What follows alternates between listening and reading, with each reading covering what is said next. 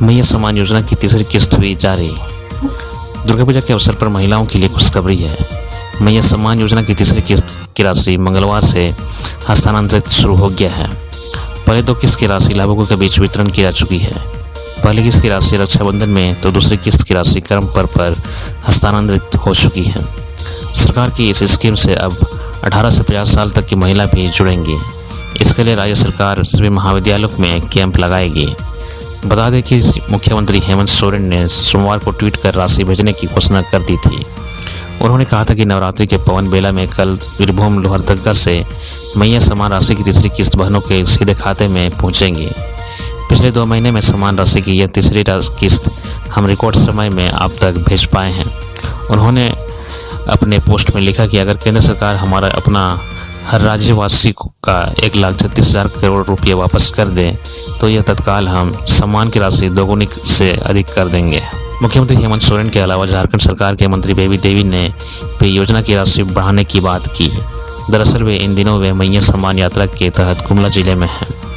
रविवार को सिमडेगा, कोलीबेरा और गुमला जिले में कार्यक्रमों के आयोजन किया गया। इस दौरान उन्होंने कहा कि राज्य में महिलाओं को किसी के सामने हाथ फैलाने की जरूरत नहीं है। हेमंत सोरेन की सरकार गरीबों के लिए सोच रही है, उनको आर्थिक संबल दे रही है। सरकार जल्द ही सम्मान राशि में इजाफा करेगी।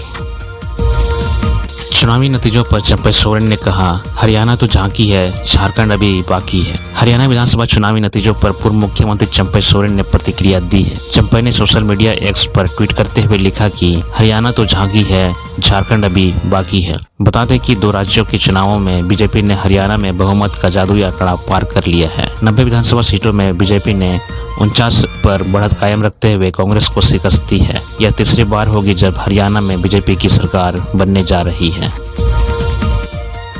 रांची धनबाद में डीटीओ और वकील के ठिकानों पर छापेमारी, भारी मात्रा में केस बरामद।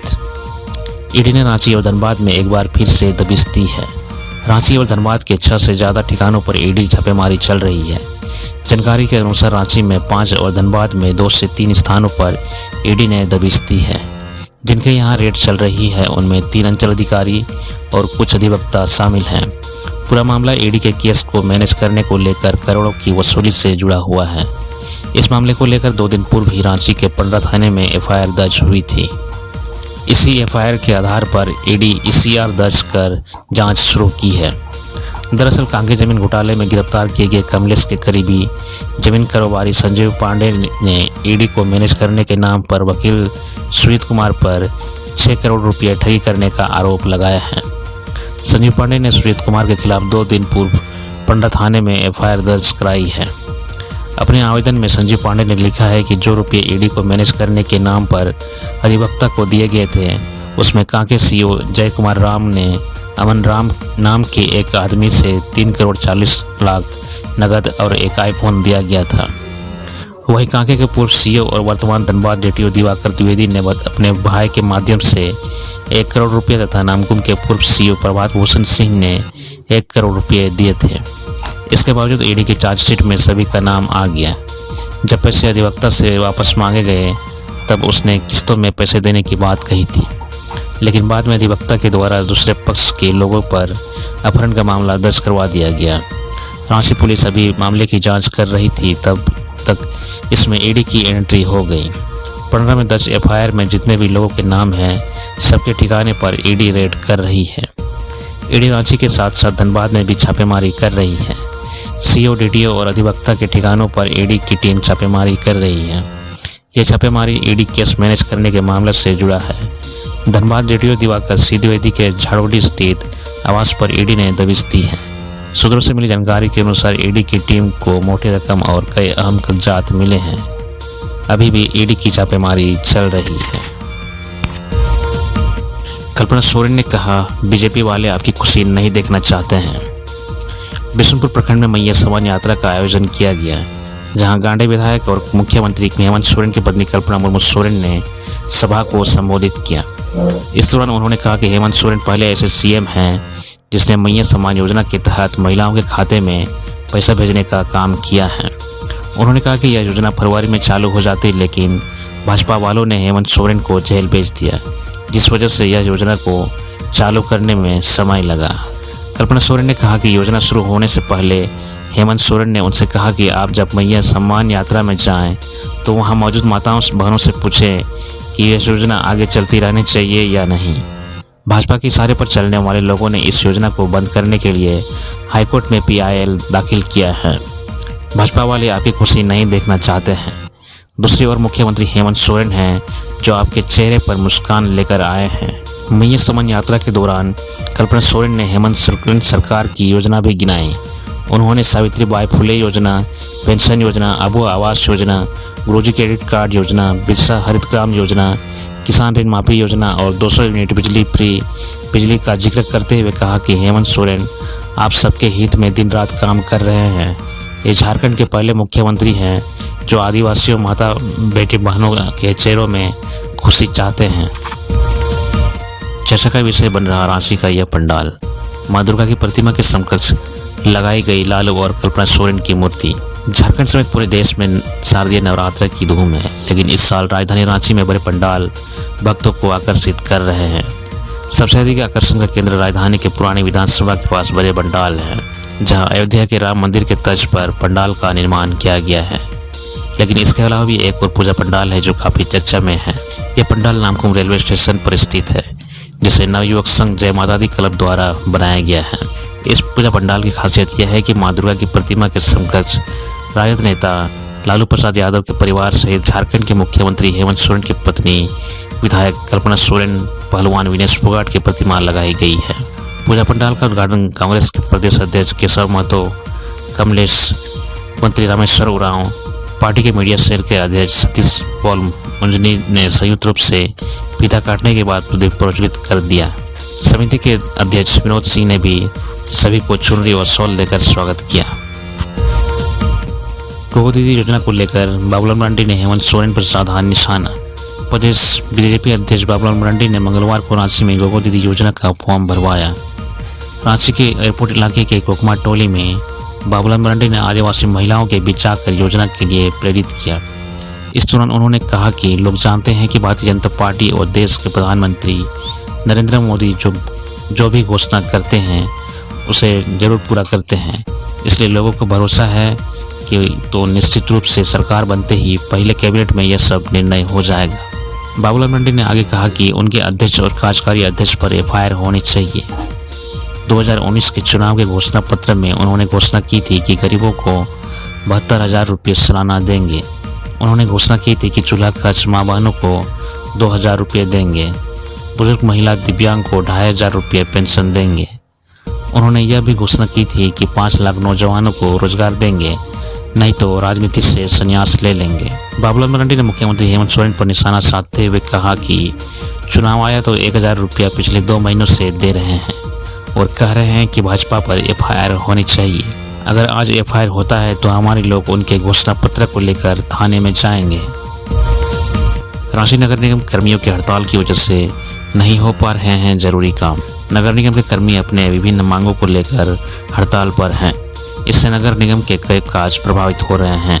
जन्म प्रमाण पत्र, मृत्यु प्रमाण पत्र के साथ होल्डिंग टैक्स से संबंधित काम नहीं हो पा रहा है। इससे आम लोगों को भारी परेशानियों का सामना भी करना पड़ रहा है। हर दिन लोग अपने काम के सिलसिले नगर निगम कार्यालय पहुंच तो रहे हैं, लेकिन कर्मियों की हड़ताल की होने की वजह से उन्हें निराश होकर लौटना पड़ता है। वहीं दूसरी तरफ हड़ताल कर रहे कर्मियों का कहना है कि उनकी मांगे पर सुनवाई नहीं होने की वजह से उनके पास कोई रास्ता नहीं बचा है। उन्होंने साफ कर दिया है कि जब तक उनकी मांगों पर विचार नहीं किया जाएगा, हड़ताल जारी रहेगी। कर्मियों का आरोप है कि नगर निगम और राज्य सरकार उनकी मांगों को लेकर गंभीर नहीं है। दूसरी तरफ राजधानी रांची में साफ सफाई का जिम्मा नगर निगम के दैनिक कर्मियों के भरोसे है, इसलिए हड़ताल की वजह से साफ सफाई पर कोई खासा असर नहीं पड़ रहा है। सफाई कर्मी कचरा डंपिंग यार्ड में आकर हमेशा की तरह काम कर रहे हैं। हालांकि कई मोहल्ले में कचरा उठाव नहीं हुआ है, जिससे जगह जगह पर गंदगी देखने को मिल रही है। मुख्यमंत्री हेमंत सोरेन से झारखंड पुलिस सर्विस एसोसिएशन के प्रतिनिधिमंडल ने मुलाकात की, सौंपा मांगों का ज्ञापन। मुख्यमंत्री हेमंत सोरेन से आज झारखंड मंत्रालय में झारखंड पुलिस सर्विस एसोसिएशन के प्रतिनिधिमंडल ने मुलाकात की। इस अवसर पर मुख्यमंत्री को झारखंड पुलिस सर्विस एसोसिएशन के सदस्यों ने झारखंड राज्य पुलिस सेवा संवर्ग के सेवा शर्तों एवं देय भत्ता आदि के न्यायोचित मांग के संबंध में एक ज्ञापन सौंपा। मौके पर मुख्यमंत्री ने एसोसिएशन के सदस्यों को भरोसा दिलाया कि उनकी मांगों पर राज्य सरकार यथोचित विचार करेगी। इस अवसर पर झारखंड पुलिस सर्विस एसोसिएशन के अध्यक्ष अमर कुमार पांडे, उपाध्यक्ष संजय कुमार, महासचिव बुधराम उरांव, कोषाध्यक्ष अभिषेक कुमार सहित अन्य लोग उपस्थित थे। पत्नी की दूसरी शादी से नाराज तलाकशुदा पति ने ससुर को मौत के घाट उतार दिया। सरायकेला जिले के कपाली ओपी अंतर्गत इस्लाम नगर में एक दामाद ने ससुर की बेरहमी से हत्या कर दी। दरअसल दामाद तलाकशुदा है। तलाकशुदा दामाद अपनी पत्नी की दूसरी शादी से नाराज था, इसलिए उसने ससुर की धारदार हथियार से काटकर हत्या कर दी। मृतक की पहचान अब्दुल हमीद के रूप में हुई है। वह कपाली ओपी के बाबा गुंडी का रहने वाला था। वहीं आरोपी की पहचान फैयाज अंसारी के रूप में हुई है। परिजनों ने बताया कि अब्दुल हमीद की बेटी साइका की शादी फैयाज अंसारी से हुई थी, लेकिन शादी के एक सप्ताह के बाद ही दोनों के बीच तलाक हो गया था। इसके बाद साइका की शादी दूसरी जगह तय कर दी गई थी। मंगलवार यानी आज शादी होने वाली थी। फैयाज अंसारी को जैसे ही इसकी सूचना मिली वह आग बबूला हो गया और सोमवार की रात ससुराल पहुंच गया। इस दौरान अब्दुल आंगन में सो रहा था। अपने ससुर को देखकर फैयाज अपना आपा खो बैठा और पास में ही रखे गेता से अपने ससुर की हत्या कर दी। ससुर को मारकर फैयाज फरार हो गया। घटना की सूचना मिलने पर कपाली ओपी पुलिस घटनास्थल पर पहुंची और शव को कब्जे में लेकर पोस्टमार्टम के लिए सदर अस्पताल भेज दिया। पुलिस मामले की जांच में जुट गई है। कपाली ओपी प्रभारी सोनू कुमार ने घटना को लेकर बताया कि अब्दुल हमीद की बेटी साइका की शादी 8 अक्टूबर यानी आज रात होने वाली थी। इससे पहले तलाकशुदा दामाद ने हत्याकांड को अंजाम दे दिया। घटना के बाद से आरोपी फरार है। पुलिस आरोपी की गिरफ्तारी के लिए छापेमारी कर रही है। जामताड़ा जिले के 45 सिपाही को एएसआई में दी गई प्रोन्नति। पुलिस अधीक्षक कार्यालय में सोमवार को मासिक अपराध नियंत्रण गोष्ठी हुई। एसपी एहतिसाम वकारिब ने लंबित कांडों कुर्की वारंट का शीघ्र निष्पादन करने का निर्देश दिया। साथ ही पासपोर्ट के सत्यापन की स्थिति की समीक्षा की। सभी थाना प्रभारियों को अपने अपने क्षेत्र में छापेमारी, बैंक व एटीएम की सुरक्षा में विशेष सतर्कता बरतने का निर्देश दिया। साइबर अपराध पर नकेल कसने व दुर्गा पूजा के मद्देनजर सभी मुख्य बाजारों में गश्ती बढ़ाने को कहा। एसपी ने सभी थाना प्रभारी को सूचना को संकलन करते हुए आपराधिक तत्वों पर भी नजर रखने को कहा, ताकि आगामी पर्व त्योहार शांति व सौहार्द के साथ संपन्न हो सके। पूजा पंडालों में सीसीटीवी कैमरे लगाने, ड्रोन कैमरा, वीडियो रिकॉर्डिंग आदि करने का निर्देश दिया। विधानसभा चुनाव नवंबर व दिसंबर में है। इसको लेकर भी सभी पुलिस पदाधिकारी को अभी से काम करने को कहा गया है। वहीं जिले के 45 प्रशिक्षण प्राप्त सिपाही को एएसआई में प्रोन्नति मिली है। बैठक में इन सभी 45 एएसआई को एसपी ने स्टार लगाकर स्वागत किया। मौके पर एसडीपीओ विकास आनंद लगोरी, सदर थाना प्रभारी राजेश मंडल, साइबर थाना प्रभारी अब्दुल रहमान, इंस्पेक्टर आरएन यादव आदि मौजूद थे।